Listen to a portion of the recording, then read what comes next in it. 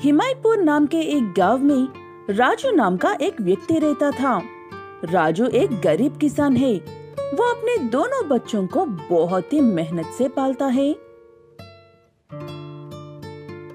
क्या बात है राजू, इस साल की तुम्हारी फसल कैसी है?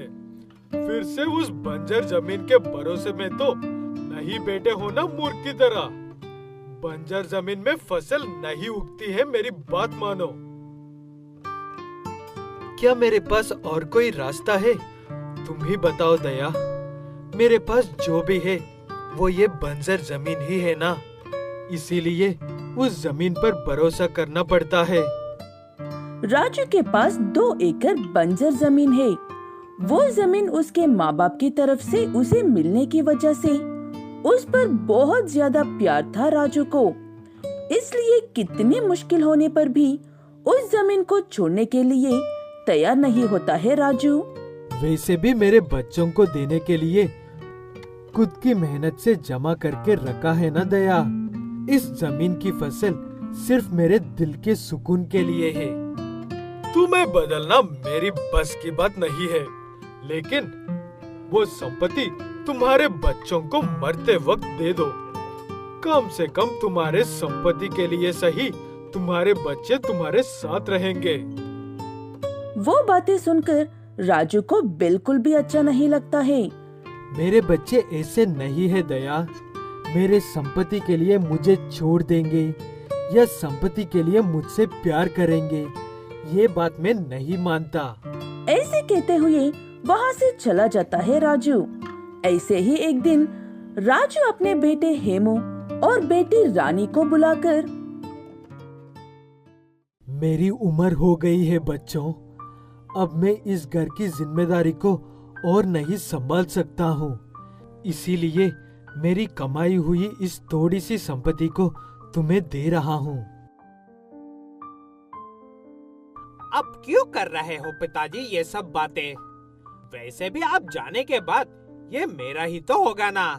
वैसे भी बहन की शादी हो गई है, इसीलिए बंटवारे में ज्यादा हिस्सा मेरा ही होगा। वो बात सुनकर रानी को गुस्सा आता है। उसके बाद गुस्से में ही अपने पिता और भाई से ऐसे कहती है, मेरी शादी धूमधाम से या बड़े से धनवान से की है, वो मेरे है कहने पर चुप बैठने के लिए? मुझे भी संपत्ति में समान हिस्सा चाहिए। ऐसे उन दोनों के बीच में बहस झगड़े में बदलता है। उसके बाद से पिता का ख्याल कौन रखेगा, किसी के पास कितने समय तक रहेगा कहकर राजू को भी बंटवारे की बात में मिला देते हैं। वो देखकर हैरान होकर दुखी होते हुए राजू ऐसे कहता है, ये संपत्ति तुम्हें समान हिस्सों में ही दूंगा, लेकिन मेरी माँ बाप की वो बंजर भूमि मेरे पास ही रहेगी। मैं तब तक वहाँ पर रहूंगा। वैसे भी मेरे मरने के बाद इस बंजर जमीन को भी अपना नाम कर लो। फिलहाल के लिए यही मेरी आसरा है। मुझे बांटने की जरूरत नहीं है तुम्हें। वैसे भी वो मेरे माँ बाप का जमीन है।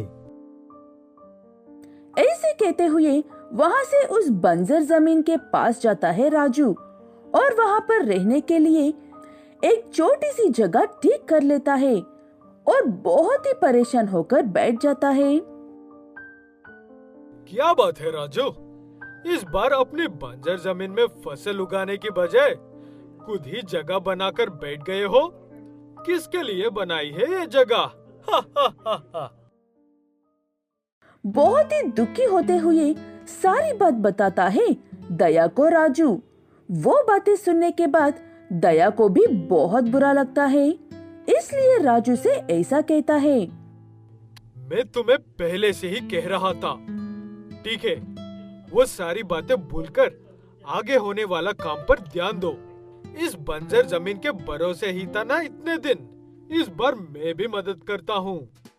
ऐसे कहते हुए उसके पास जो बैल है वो लेकर आकर राजू को देता है। उसकी मदद से, उनकी मदद से खेत को जोड़कर राजू उसमें टमाटर की फसल उगाता है।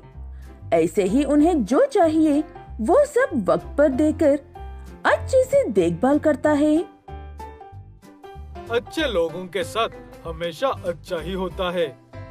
इस बार इस बंजर जमीन में फसल उगनी ही चाहिए। क्या कहते हो राजू? ऐसे वो टमाटे की फसल अच्छे होने के बाद दोनों मिलकर फसल की कटाई करते हैं, लेकिन उन्हें काटते ही वो सोने के रंग में बदलने लगते हैं। वो देखकर दया और राजू दोनों भी बहुत हैरान हो जाते हैं।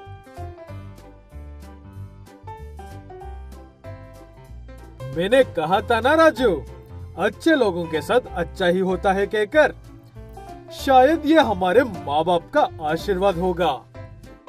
ऐसे उनके बेचकर बहुत बड़ा धनवान बन जाता है राजू। उसके बाद अपने दोस्त दया के साथ मिलकर बाकी की जिंदगी सुकून से जीने लगता है राजू। मुश्किल वक्त में मदद किए बिना देख रहे राजू के दोनों बच्चे अब उनकी हुई गलती पर दुखी होते रहते हैं।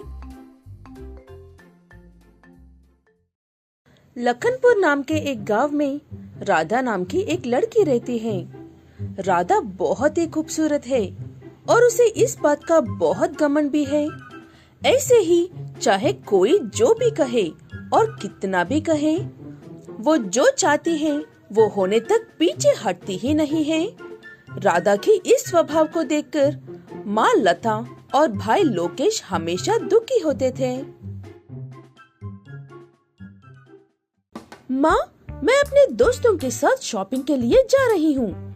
नए कपड़े खरीदने के लिए जल्दी से पैसे दो। अब तक ही बहुत देर हो गई है। ये क्या कह रही हो बेटा? परसों की तो शॉपिंग के लिए जा रही हो कहकर आधी दुकान उठा कर लाई थी, फिर से शॉपिंग क्यों? वो बातें सुनकर बहुत गुस्सा आता है राधा को। उसके बाद अपनी माँ पर चिल्लाने लगती है राधा। इसका मतलब आप कह रही हो कि मुझे अब नहीं जाना चाहिए?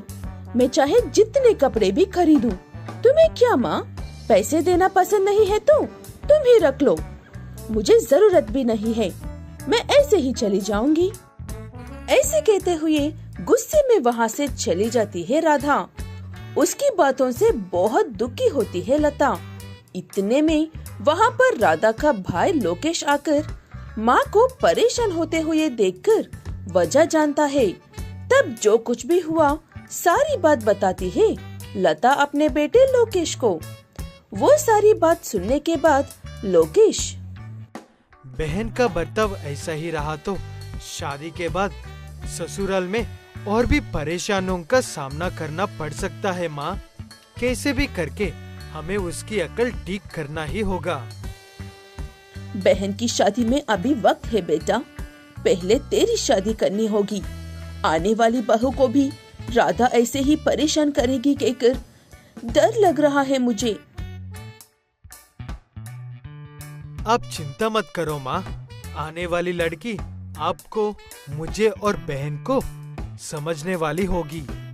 ऐसे लोकेश के लिए रिश्ते देखने शुरू करते हैं लता।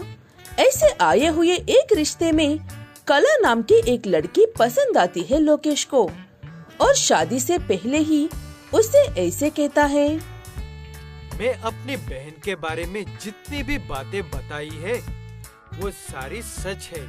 अगर तुम्हारे पास उसे झेलने की सब्र है तो ही शादी के लिए सामने आओ काला, मुझे तो तुम पसंद हो। वो सारी बातें सुनकर कुछ देर सोचने के बाद शादी के लिए हाँ कहती है कला। ऐसे लोकेश और कला की शादी होती है और कला लता के घर आती है बहू की तरह। कुछ दिन राधा सच में कैसी लड़की है, उसकी आदतें कैसी है, ये देखकर अपने पति से कला, सुनिए, मुझे तुम्हारी बहन की सारी आदतें अच्छे से समझ में आ गई है। अब से उसे देखने की जिम्मेदारी और उसे सुधारने की जिम्मेदारी मेरी है। आपको अब चिंता करने की जरूरत नहीं है। ऐसे हिम्मत देने पर लोकेश के मन को भी थोड़ा सुकून मिलता है। और ऐसे ही एक दिन, भाभी, मैं शॉपिंग करने के लिए जा रही हूँ, क्या आप भी मेरे साथ चलोगी? ऐसे ही कुछ देर घूम कर आते हैं। वो बातें सुनने के बाद यही सही मौका है राधा को बदलने के लिए कहकर कला ठीक है कहकर राधा के साथ शॉपिंग के लिए निकलती है। ऐसे एक शॉप में जाते हैं। राधा को एक ड्रेस बहुत पसंद आता है। उसे खरीदने के लिए जाने पर कला उसे रोककर, राधा, मुझे भी वही ड्रेस पसंद आया है, इसलिए तुम मुझे वो ड्रेस देकर दूसरा वाला ले लो। ऐसे कैसे होगा भाभी? पहले मैं सेलेक्ट किया था वो ड्रेस, इसलिए वो मुझे चाहिए। अगर तुम्हें चाहिए तो दूसरा वाला ले लो। उसके बाद कला उसी शॉप में नीचे बैठकर रोने लगती है। मुझे वही ड्रेस चाहिए कहकर हमेशा हर बात में जिद करने वाली राधा को उसकी भाभी उससे भी ज्यादा करने वाली ये देखकर सारा दिमाग खराब हो जाता है उसका। उसके बाद वो ड्रेस उसी को खरीदने को कहता है राधा।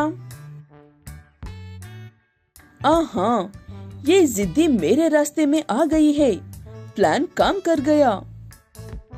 ऐसे कहते हुए वो ड्रेस खरीदकर वापस लौटकर घर आते हैं दोनों।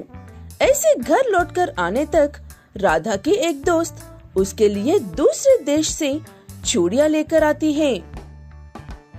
मैं तुम्हारा ही इंतजार कर रही थी राधा, तुम्हें ये देकर जाने के लिए। माँ कह रहे थे कि बाहर गई हो तुम। ठीक है, ये लो, तुम्हारे लिए ही खास लेकर आई हूँ, तुम्हें पसंद आएंगे कहकर। इन्हें तुम ही पहन लो, मुझे अर्जेंट काम है, मैं जाकर आती हूँ। ऐसे कहते हुए वो दोस्त वहाँ से चली जाती है। तब कला फिर से नीचे बैठकर जोर से रोने लगती है। वो चूड़ियाँ उसे ही चाहिए कहकर। वो देखकर लता और लोकेश को कुछ भी समझ में नहीं आता, कला ऐसे क्यों रो रही है कहकर। उसके बाद एक भी शब्द कहे बिना चुपचाप वो चूड़ियां लाकर उसे दे देती है राधा। मैं भी हर बात के लिए ऐसे ही जिद करती थी, लेकिन वो सब इतना मुश्किल होता है कहकर तुम्हें देखने के बाद ही समझ में आ रहा है। मैं फिर कभी ऐसे जिद नहीं करूंगी। तब अपना रोना बंद करके कला कहती है कि उसने ये सब जानबूझकर किया था कहकर।